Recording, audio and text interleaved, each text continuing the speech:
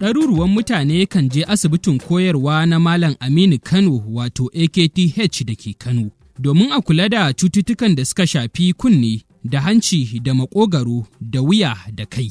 A wannan bidiyo, Dr. Muhammad Gazali Hashim ya yi bayanin faɗakarwa akan irin kayan aikin da aka girka a asibitin domin kulawa da masu ciwon kunne da hanci da maƙogaro har ma da wuya da kai.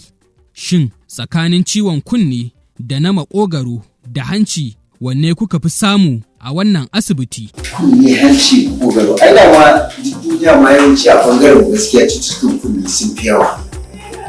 Sannan sai hanci, sannan kuma cututtukan maƙogaro, kai, wuya. Kowanne dai yana da yawa amma dai cututtukan kunne sun fi yawa in ka tara irin su. Amma yanzu kamar mu shi wannan wato shi ake kira ENT consult.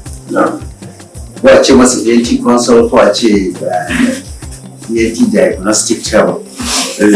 Saboda yawanci cututtukan da suka shafi kunne, hanci, maƙogaro za ka iya amfani da shi.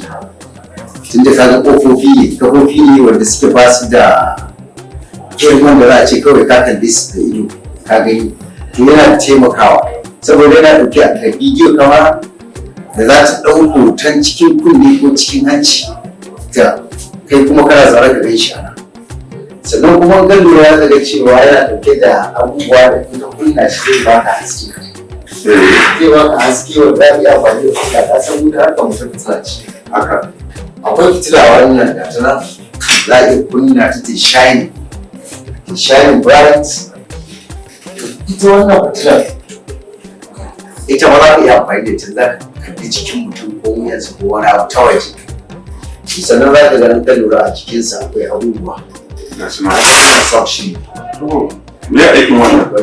Wannan shi wato in za ka suko ruwa misali kunnen mutum ko kuma za ka suko majina daga hancin mutum, za a ɗaga shi zai su don mutum na shi bane ba jona nan ba.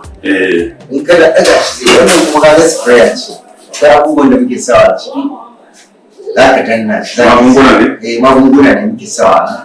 Za ka iya spraying ko za ka yi fesa mutum hanci ko wani abu su ne waɗannan.